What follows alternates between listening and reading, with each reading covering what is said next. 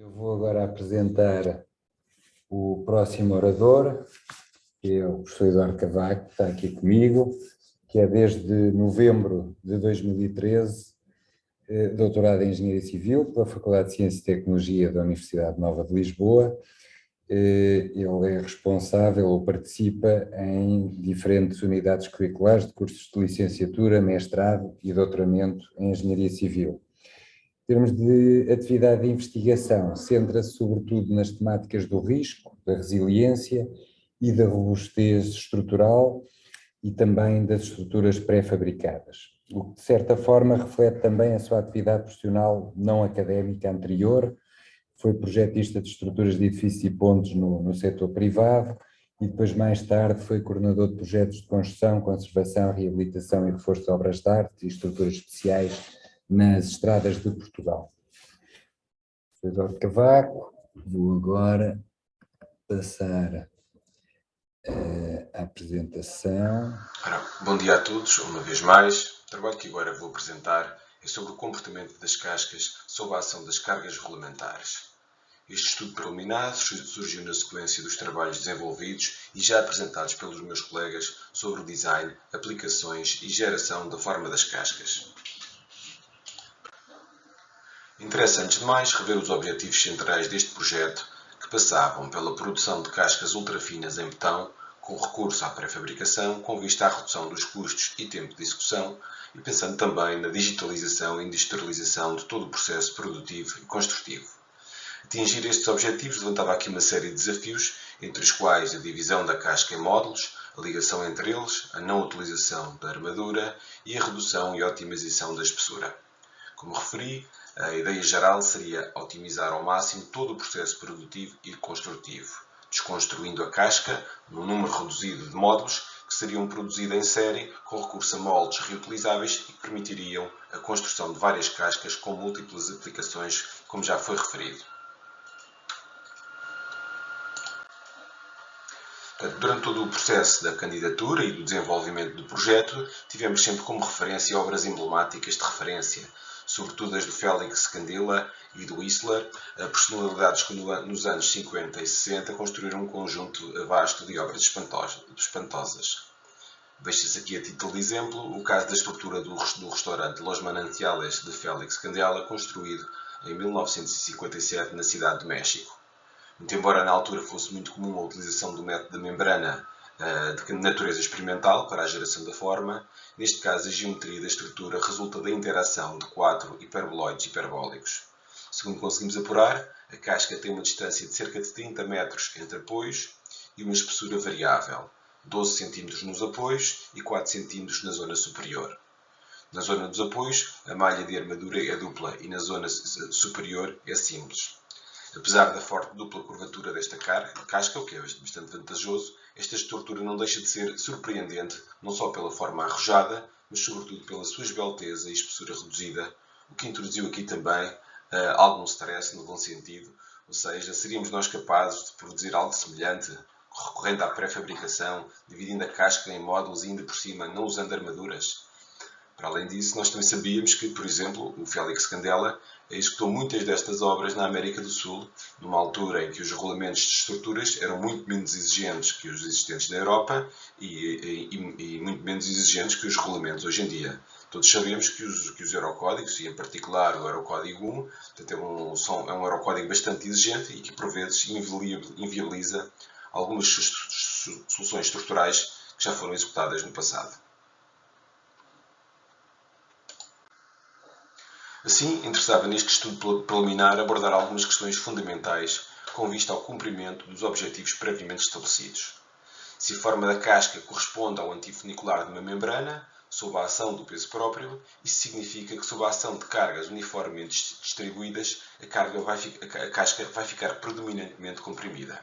Então, e como se comportam as cascas sob o efeito de ações não uniformes e sob o efeito das combinações de carga regulamentares? Portanto, a questão é se desenvolvem só esforços de membrana ou se também surgem esforços de flexão relevantes para os quais as cascas não foram otimizadas. Qual é a influência da espessura e da forma? Será possível utilizar um betão sem armaduras? qual a resistência necessária? Portanto, foram todo um conjunto de questões que pretendemos ver esclarecidas com este estudo preliminar. Então, para isso, utilizámos o caso de estudo consistindo numa das formas estudadas nas atividades anteriores pelos meus colegas, portanto, uma casca de 3 apoios com uma distância entre pés de 25 metros e uma altura máxima de 8 metros. Trata-se de uma estrutura com dimensões globais muito semelhantes às da estrutura do restaurante do Los Mananciales, muito embora neste caso a dupla curvatura seja bastante menos pronunciada, o que configurava uma dificuldade adicional. No que respeita à espessura, e atendendo à possibilidade de se desenvolverem esforços importantes de flexão, deixámos essa questão em aberto, assumindo uma gama alargada de espessuras possíveis. Relativamente à resistência do material, tirando partido da experiência da equipa no desenvolvimento de botões de ultra elevado desempenho, assumiu-se que a resistência poderia ir até aos 120 MPa de resistência à compressão. A codificação das ações foi efetuada de acordo com o Eurocódigo 1. Para a ação do vento, considerou-se a situação potencialmente mais favorável, ou seja, localização em zona B, a que corresponde a uma velocidade de referência de 30 metros por segundo, um terreno do tipo 1, ou seja, sem obstáculos, e uma altitude de 2000 metros, a que corresponde a uma pressão de pico de 1,56 kPa. Portanto, os coeficientes de pressão foram determinados experimentalmente em túnel de vento, considerando diversos ângulos de incidência. O vento, mostro aqui apenas duas situações de referência, o vento a entrar através de um dos apoios e o vento a incidir lateralmente. Pode verificar-se que os coeficientes de pressão apresentam bastante variabilidade espacial. Repare-se que a zona amarela estabelece a fronteira entre as zonas onde ocorrem pressões positivas e as zonas onde ocorrem pressões negativas, portanto onde ocorrem sucções, e aquilo que se pode concluir desde já é que são carregamentos significativamente não uniformes, com muita variabilidade espacial e, portanto, muito diferentes daqueles que foram utilizados para a geração da forma. Outra ação que também sabíamos que seria muito exigente, de acordo com o Eurocódigo 1, e também bastante assimétrica, com valores de carga muito significativos, era a ação da neve. Também neste caso, consideramos o cenário no território nacional potencialmente mais desfavorável, ou seja, localização em zona Z1, tendo um coeficiente de zona de 0,3 e uma altitude máxima de 2000 metros, a que corresponde uma ação da neve ao nível do solo correspondente a 5,1 kN por metro quadrado, ou seja, 500 kg por metro quadrado de neve. Portanto, o coeficiente de forma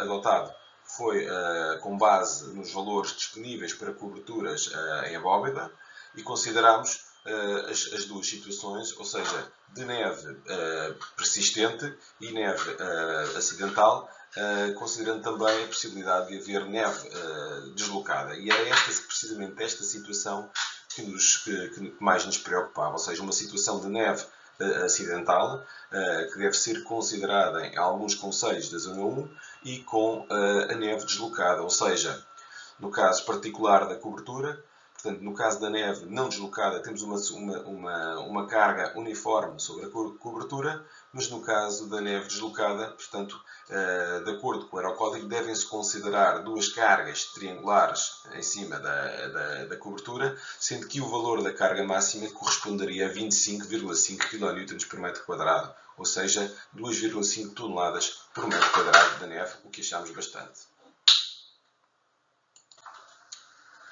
Ora, para analisar o efeito destas ações, recorreu-se à modelação numérica por elementos finitos utilizando o software Abacus.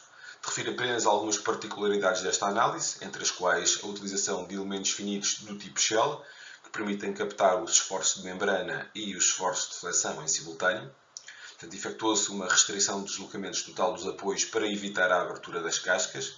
Ao fim e ao cabo, a casca trabalha de forma semelhante a um arco. Se o deslocamento dos apoios não for impedido, não se conseguem desenvolver os esforços de membrana e a casca perde parte muito significativa da sua rigidez global. Portanto, nesta fase inicial, a análise efetuada foi do tipo física e geometricamente linear. Apresentam-se agora, então, os resultados da análise estrutural, neste caso, sob a ação das cargas permanentes não majoradas, a que corresponde uma situação de serviço quase permanente. Na parte superior, apresentam-se os diagramas de tensões principais. Neste caso, o nível de tensões é independente da espessura da casca, porque o peso da casca é proporcional à espessura e as tensões são inversamente proporcionais à espessura. À esquerda vemos as compressões, que variam entre 5 MPa nos apoios e cerca de 0,5 MPa no topo da casca. As direções principais são definidas pelas direções dos apoios e também se observou que não há gradientes de tensões entre a face superior e a face inferior da casca, o que significa que não há flexão, o que se comprovava também pelos diagramas de fletor, que se apresentam em baixo e que são nulos nas duas direções. Em cima, à direita, vemos o diagrama de tensões principais, é praticamente nulo, aparecem apenas algumas tensões residuais de cerca de 0,05 MPa junto dos apoios e que não consideramos relevantes. A conclusão que tiramos destes primeiros resultados é que o nível de tensões de compressão no topo da casca é relativamente baixo e, portanto, é possível que, em combinação com outras cargas não uniformes, haja flexão e descompressão da casca.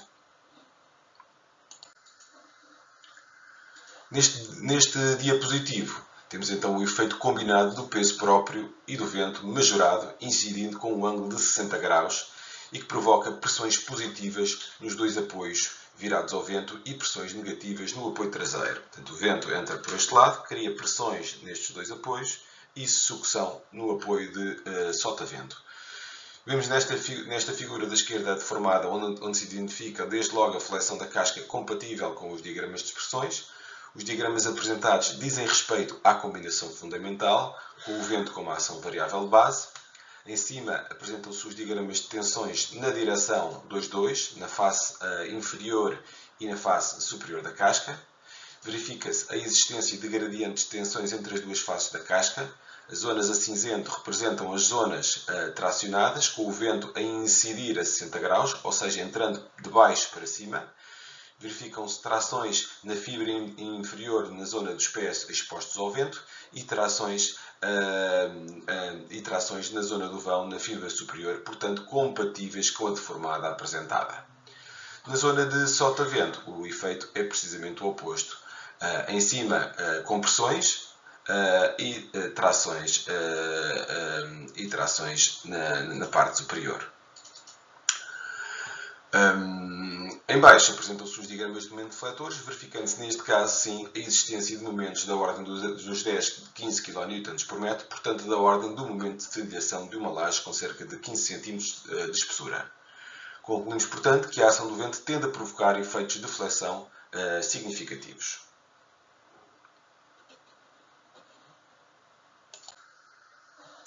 Por último, neste slide apresentamos os resultados relativos ao caso de carga que nos gerava mais preocupação, portanto, o caso da neve acidental e a que correspondem cargas triangulares sobre a casca com um máximo de 2,5 toneladas por metro quadrado, o que é de facto bastante peso.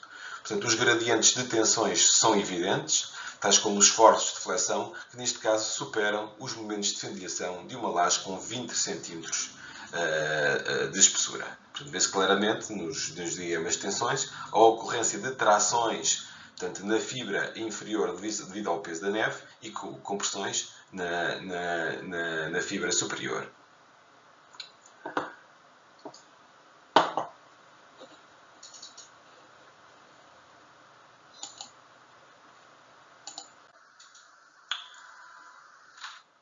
Bom, este estudo permite-nos tirar as seguintes conclusões. Em condições de serviço, portanto quase permanentes, a casca, cuja forma corresponde ao antifunicular de uma membrana sujeita ao seu peso próprio, encontra-se sujeita a um estado de compressão, que é bastante positivo. Os efeitos do vento e da neve deslocada, em situações de estado de limites últimos, provocam esforços de flexão e tensões de tração significativos acima dos momentos de fendilhação, o que condiciona a espessura mínima a adotar para a casca acima dos 20 cm. Portanto, a redução desta espessura para os valores que pretendíamos, portanto, sempre na casa entre os 10 e os 20 cm, portanto, a redução para estes valores pressupõe, portanto, a utilização de pré-esforço Portanto, combinado com a utilização de um botão de elevado desempenho, reforçado com fibras, para limitar a descompressão da casca para as condições de serviço e também garantir, mas sobretudo garantir, a segurança aos estados limites últimos. Muito obrigado.